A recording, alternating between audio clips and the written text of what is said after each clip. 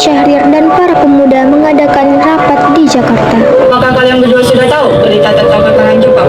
Belum, Bung. Benarkah itu? Apa yang terjadi dengan Jepang? Dari yang kudengar, sekutu telah menjatuhkan bom di kota Hiroshima dan Nagasaki. Oleh karena itu, Jepang sedang melakukan gencatan senjata. Kalau begitu, kita harus segera memproklamirkan kemerdekaan. Benar itu. Jepang sudah tidak ada wewenang lagi di negara kita. Kita harus memanfaatkan momentum.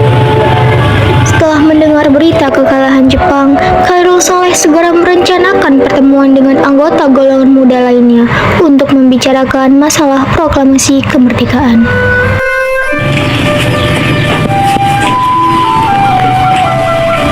Teman-teman sekalian, sudahkah kalian mendengar berita tentang kekalahan Jepang? Belum kawan, bagaimana engkau tahu tentang hal itu? Barusan saya dan Sukarni berkumpul dengan Syahrir. Ia mendengar siaran radio Jepang yang mengumumkan gencatan senjata itu. Negara kita saat ini sedang dalam kondisi vacuum of power. Benar, demikian saya mengumpulkan kalian di sini untuk membicarakan masalah ini. Kita harus memanfaatkan situasi ini untuk memproklamasi kemerdekaan. Kita harus membagi tugas. Bintana dan Khairul akan pergi ke kediaman Soekarno. Saya dan Darwis akan memerintahkan anggota pemuda lainnya untuk merebut kekuasaan dari Jepang. Keesokan harinya, pada tanggal 15 Agustus 1945, Khairul Saleh dan Wikana tiba di kediaman Soekarno di Jalan Pegangsaan Timur nomor 56 Jakarta dengan maksud menyampaikan hasil-hasil keputusan rapat. Assalamualaikum.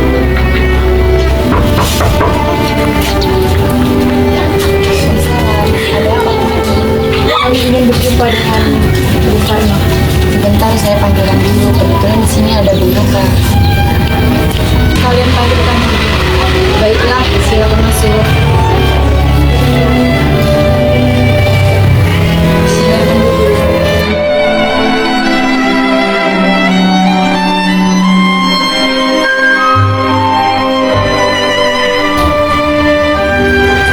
Ya, ada apa nih, Mas? Ada dua pemuda yang ingin bertemu dengan kalian. Mau apa mereka kesini? Saya tidak tahu. Baiklah, saya tunggu.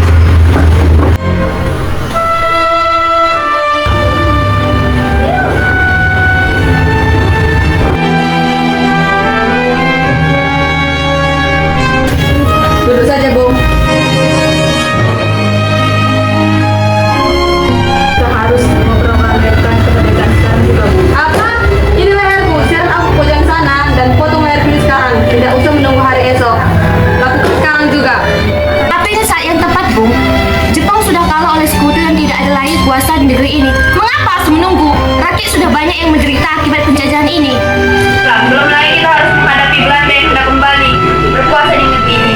Jika saudara tidak setuju dengan apa yang saya katakan dan mengira diri saudara telah sanggup menopang kekuatan diri sendiri, mengapa datang pada Soekarno dan meminta memproklamirkan kemerdekaan?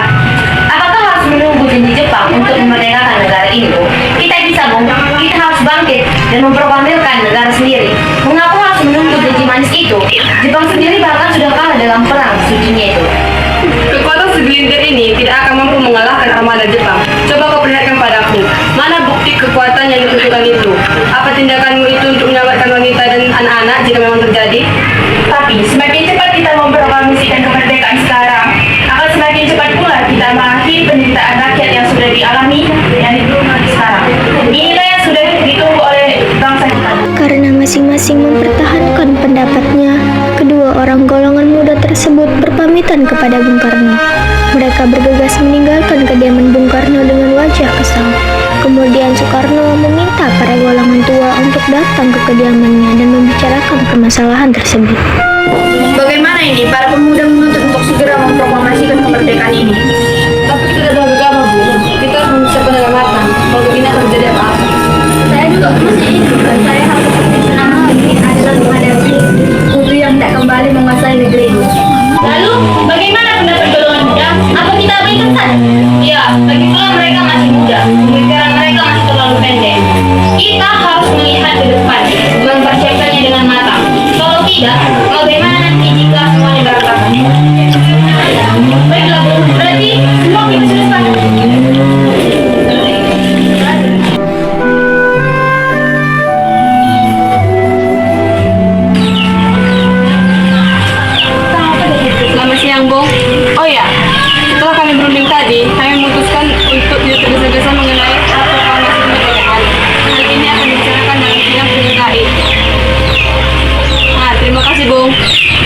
Meski berat hati dengan keputusan Soekarno, para pemuda yang telah meninggalkan kediaman Soekarno tetap tidak putus asa.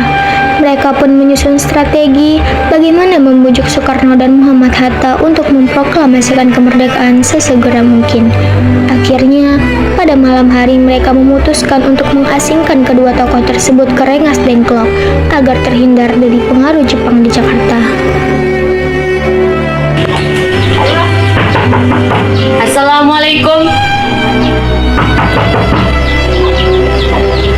Waalaikumsalam. Ada apa saudaraku datang sepagi ini? Kami bermaksud ingin membahas kedua dan Hatta untuk ikut kami menuju ke tempat yang kita. Terima kasih, saudara. Kami akan membawa kalian untuk diasingkan agar terhindar dari bentrok warga dan Jepang. Baiklah, kami akan ikut. Sebaiknya Ibu Fatmawati dan anak Anda ikut serta untuk menjamin keselamatan Anda. Baik, nanti saya akan mengajakmu. Hilangnya Soekarno dan Muhammad Hatta secara misterius di pagi itu menimbulkan kepanikan di kalangan para pemimpin di Jakarta. Peristiwa ini baru diketahui oleh Ahmad Subarjo pada pukul 8 pagi. Permisi, Bung. Apakah saudara tahu di mana Bung Karno dan Bung Hatta? Maaf, kami tidak tahu, Bung. Katakanlah kepadaku sekarang di mana mereka. Akankah Anda bersumpah untuk itu? Aku akan menjamin keselamatan mereka ketika mereka kembali ke Jakarta dan akan menjamin kemerdekaan untuk kalian esok harinya. Baiklah, kami akan menunjukkan tempatnya di Rengas Dengklok. Percaya padaku, Nak. Baiklah, tolong antarkan saya ke sana.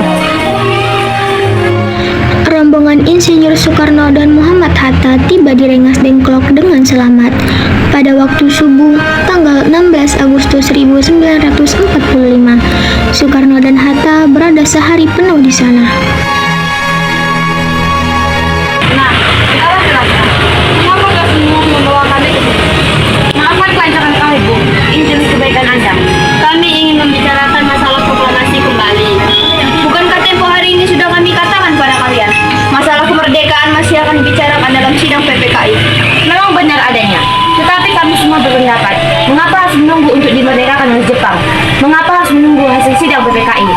Jika kita bisa bergerak dengan kecepatan sendiri. PPKI itu kan pembentukan dari Jepang, Bung. Kami ingin memproklamasikan kemerdekaan tanpa ada campur tangan dari Jepang. Kata itu benar, Bung.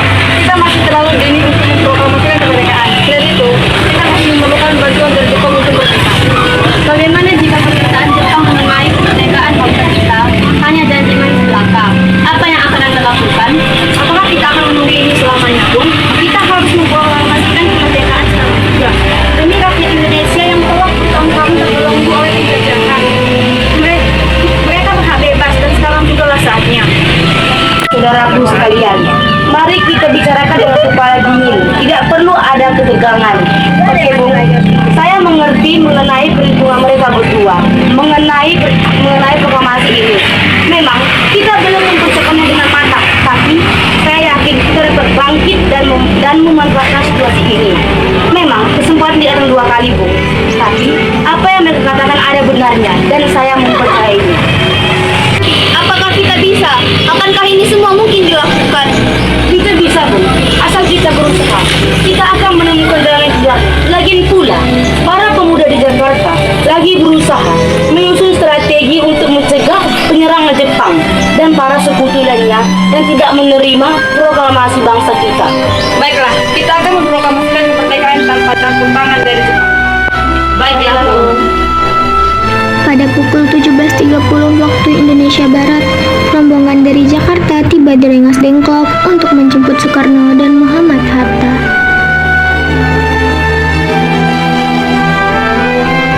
Jadi, bagaimana keputusannya? Kami setuju, kemerdekaan akan dilaksanakan tanpa campur tangan Jepang. Lalu, kapan kita akan melaksanakannya? Menurut saya, bagaimana jika besok? Pasukan pemuda Jakarta sudah bersiap. Jika mungkin esok hari kita lakukan. Baik, Bung. Bagaimana kita membicarakan naskah proklamasi untuk mendeklarasikan kemerdekaan kita? Jepang tidak mungkin mengizinkan kita untuk melakukan kegiatan sekarang, apalagi jika mereka tahu kita hendak membicarakan rencana proklamasi.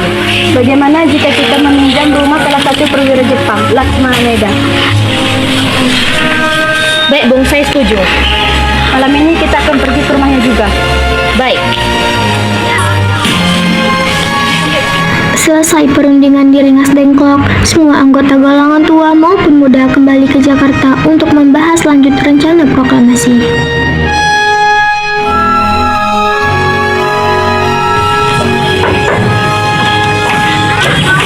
Selamat malam, ada apa Bu? Maaf kami mengganggu Anda malam-malam. Kami perlu tempat untuk membicarakan rencana kemerdekaan yang akan dilangsungkan di tahun ini.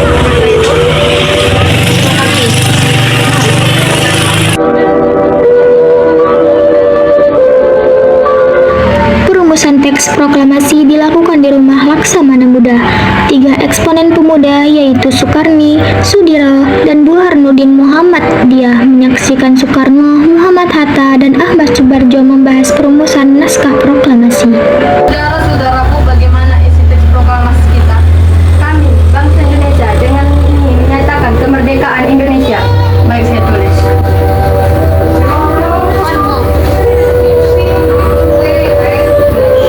Lanjutannya, Bu. Hal-hal yang mengenai pemindahan kekuasaan dan lain-lain diselenggarakan dengan cara seksama dan dalam tempo yang sesingkat-singkatnya. Jakarta, 17/8/1945, Wakil Bangsa Indonesia. Apakah semua setuju? Setuju. Lalu, siapakah yang akan menandatangani naskah ini? Setuju. Menurut saya, sebaiknya naskah ini tidak ditandatangani oleh anggota PPKI. Memangnya kenapa? Lantas siapa yang akan menandatanganinya? PPKI kan lembaga pembentukan Jepang. Kita tadi sudah sepakat melaksanakan proklamasi tanpa adanya campur tangan dari Jepang. Kau benar, Nak. Bagaimana ini, Bung? Adakah yang berpendapat untuk menyelesaikan masalah ini? Bagaimana jika naskah ini ditandatangani oleh para hadirin yang hadir pada saat ini, seperti Amerika yang menandatangani teks deklarasi? Jangan, kita tidak boleh meniru. Kita harus berbeda dari bangsa yang lain. Lalu bagaimana, Bung Karno? Karena ini berkat Indonesia, maka kita menamakannya Bangsa Indonesia. Saya setuju dan saya punya usul. Bagaimana jika naskah ini ditandatangani oleh Anda dan Bung Hatta sebagai wakil bangsa Indonesia? Bagaimana? Usul yang bagus. Bagaimana para hadirin? Kami setuju.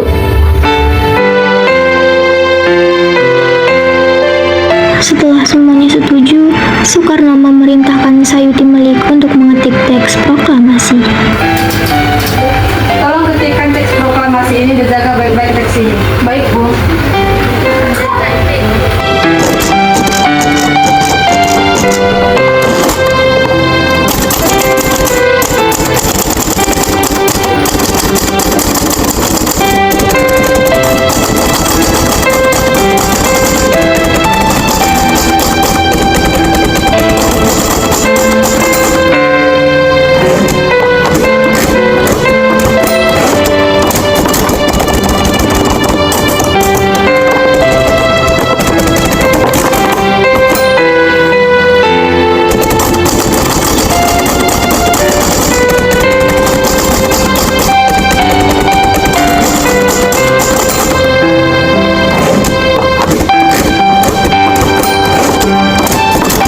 Usai perundingan di rumah Laksamana Muda, Soekarno pulang dan disambut oleh istri tercinta.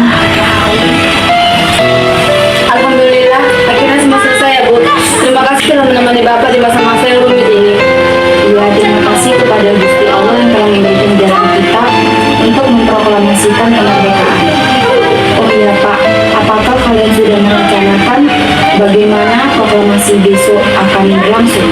Sudah Bu, besok kita akan melakukan upacara bendera yang akan diiringi lagu Indonesia Raya karya Soekarno. Bukankah kita tidak mempunyai bendera? Lantas bagaimana? Ya ampun, Bapak sampai lupa. Bagaimana kalau Ibu saja menjahit? Ibu tidak mempunyai kain. Ibu hanya mempunyai kain berwarna merah. Ya, apakah tidak apa-apa? Tentu saja, buatlah bendera sederhana mungkin. Yang penting kita sudah menyiapkannya, Bu. Baiklah Pak, kita namakan saja benderanya Sangsaka Merah Putih. Bagaimana? Ide yang bagus. Bendera pusaka, Sangsaka. Dan warna juga merah putih. Menjadi Sangsaka Merah Putih. Betul ya? Ya sudah, sebaiknya Bapak bersiaplah untuk menyusun pidato yang akan Bapak bicarakan besok. Indonesia tanah air beta pusaka abadi nan jaya. Indonesia